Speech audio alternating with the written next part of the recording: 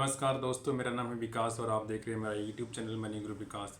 अगर आप मेरे चैनल पर नए हैं तो please subscribe the channel and click the bell icon. तो चलिए आज हम शुरू करते हैं आज का टॉपिक। आज का टॉपिक है कि आपको पर्सनल फाइनेंस से जुड़ी किन 4 बातों का ध्यान रखना बहुत ज़्यादा ज़रूरी है।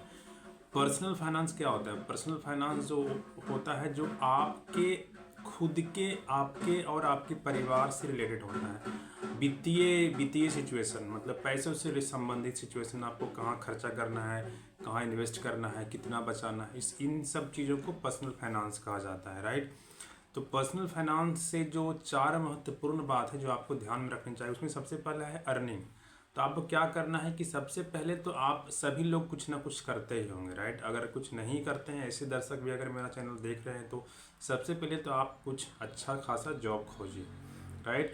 और जो लोग जॉब कर रहे हैं उनको ध्यान रखना है कि एक नौकरी पे निर्भर नहीं रहें, एक सोर्स ऑफ इनकम पे निर्भर नहीं रहें, एक आय के स्रोत पर निर्भर नहीं रहें। आपको मल्टीपल आय के स्रोत की तलाश करनी है। क्यों करनी है इसका उदाहरण आप पीछे थोड़ा चले जाइए। 2020 में कोरोना आया था और कोरोना में कितनी सारी नौकरियां गई, राइट।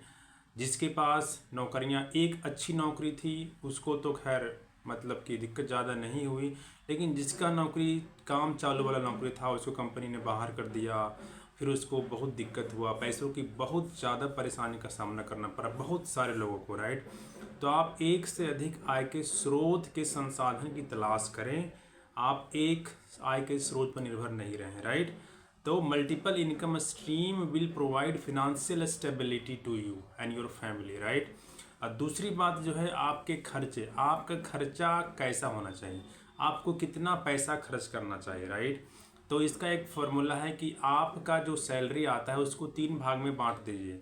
आपका जो सैलरी आता है उसको, उसका आधा पैसा 50% पैसा जो है आप खाने पीने, अपने बच्चों के भरण पोषण, राइट, उस पर खर्चा कीजिए 50% पैसा। उसमें से 30% जो पैसा होगा उसको आप खर्च कीजिए अपनी इच्छाओं को पूरा करने के लिए।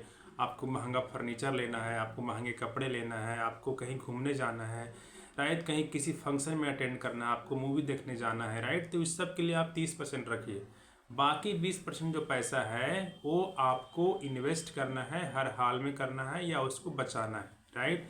बचाना है, इन्वेस्ट करना है, राइट। और आपको जो खर्चा जो करना है उसमें एक इस बात का काफ़ी ध्यान रखना है कि आप सिर्फ देखा देखी में खर्चा नहीं करें। आपको वो चीज़ सचमुच में ज़रूरत होनी चाहिए, ज़रूरत की चीज़ को खरीदें, वांट और नीड को समझें।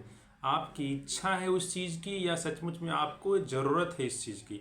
और ये थॉट प्रोसेस जो है आपको अपने परिवार में सबको बताना है, सबको समझाना है। इच्छा और ज़रूरत बच्चे के समझ में आनी चाहिए, आपकी पत्नी के समझ में आनी चाहिए, आपके बच्चे के समझ में आनी चाहिए। उनको सिखाइए कि ये तुम्हारी ज़रूरत है या तुम्हारी यह इच्छा है, राइट। अगर सिर्फ जो है इच्छा है तो इसको अवॉइड करो, इस तरह से पैसे खर्च नहीं करना चाहिए। अगर ज़रूरत है तो उसको फिर से एक बार फिर से उसको एनालाइज करो, रिव्यू करो, सचमुच में ज़रूरत है या सिर्फ इच्छा है, राइट। तो पूरी तरह अगर ज़रूरत है तभी कोई चीज़ को खरीदें, वरना फिर आपको, एक वॉरेन बफेट जो बहुत बड़े इन्वेस्टर हैं अमेरिका के, वो कह चुके हैं कि जब आप ऐसी कोई चीज़ें घर में खरीद के लाते हैं जिसकी आपको ज़रूरत नहीं है तो क्या होता है कि आपको फिर ऐसी चीज़ें जो है वो बाद में खरीद करके पछताना पड़ता है, राइट। तो ऐसी चीज़ों को आप नहीं खरीदें, राइट। आपको ऐसी चीज़ें फिर बाद में बेचना पड़ता है, राइट। और जो तीसरी जो बात है कि आपको सेव करना है, तो सेविंग का जो फॉर्मूला है आपको 20% पैसा आपको बचाना ही बचाना है। और saving is the foundation of your financial future, ये इसमें लिखा हुआ है, सेविंग इज़ द फाउंडेशन। आप जो है पैसा अगर नहीं बचाते हैं तो अगर आप चाहे कितना पैसा चाहे आप कमा लो, अगर आप नहीं बचा रहे हैं तो बहुत ज़्यादा दिक्कत हो सकता है आपके भविष्य में, राइट। और जो जो चौथा जो बात है, आपको पैसे अगर सिर्फ बचा रहे हैं और पैसे को अगर इन्वेस्ट नहीं कर रहे हैं तो आपका पैसा कभी ग्रो नहीं होगा।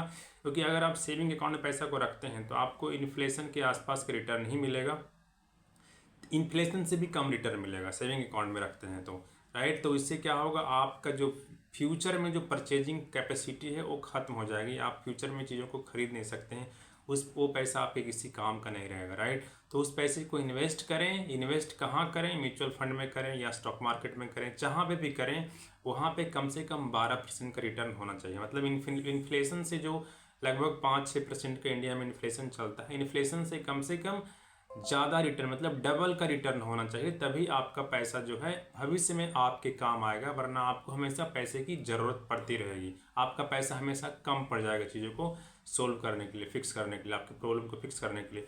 आपका पैसा से ज़रूरत जो समस्या आएगी वो इसलिए आपको इन्वेस्टमेंट करना है ऐसे सोर्सों में जहाँ की इन्फ्लेशन से लगभग डबल का रिटर्न जो टूल देता, राइट। तो इस वीडियो में इतना ही हम रखते हैं। हमने 4 बातों पे ध्यान दिया। अर्निंग, आपको हमेशा डबल सोर्स ऑफ इनकम पे ध्यान देना है, और स्पेंडिंग, आपको ज़रूरत और इच्छाओं को ध्यान में रख करके ही खर्चे करना है, शॉपिंग करना है। तीसरा जो था सेविंग जो है फाउंडेशन है आपकी फिनेंशियल सिक्योरिटी के लिए, आपकी फिनेंशियल स्टेबिलिटी की। तो पैसा ज़रूर बचाएं। अगर जो बहुत कम जिसके पास सैलरी हो, कम से कम 10% तो बचाएं, लेकिन ऐसे कम से कम आइडियली आपको 20% पैसा बचाना चाहिए। चौथा जो पॉइंट है, आपको इन्फ्लेशन को हराने के लिए, इन्फ्लेशन को मात देने के लिए पैसा को सिर्फ सेव करने से आपका काम नहीं चलेगा, आपको पैसा को इन्वेस्ट करना होगा ऐसी जगह पे जहाँ पे कम से कम इन्फ्लेशन से दोगुना रिटर्न देता हो। और दोगुना रिटर्न मिलता है लगभग म्यूचुअल फंड में आपको लगभग 12% का रिटर्न मिलेगा, और स्टॉक मार्केट में लगभग आपको वही मतलब 12 से 15% का रिटर्न मिलेगा, राइट। तो आप डायरेक्ट शेयर खरीद सकते हैं या तो फिर आप इन्वेस्टमेंट कर सकते हैं, राइट। तो आज के लिए इतना ही रखते हैं, फिर मिलते हैं अगले वीडियो में। तब तक के लिए अगर आप मेरे चैनल पर नए हैं तो please subscribe the channel and like the video. Thank you. फिर मिलते हैं अगले वीडियो में। Bye bye.